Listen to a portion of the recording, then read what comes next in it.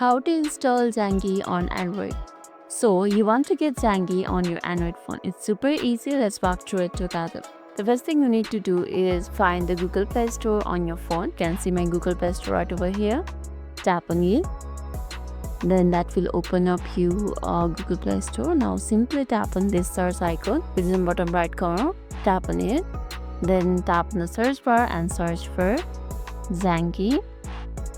Then tap on search. Then on the results you'll see an option for Zangi, and this is exactly how the Zangi app look like. Now simply tap on it. Then you will be directed to the app page. Now tap on install to get it installed on your phone. As you can see, the downloading have been already started. Let's wait for a while.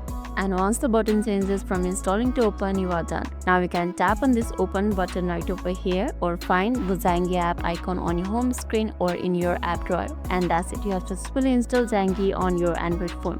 See, easy peasy. Now you can open it up and get it started. And lastly, if this video made your day a little bit easier, don't forget to like and subscribe for more amazing tips. Thanks for watching and see you in the next video.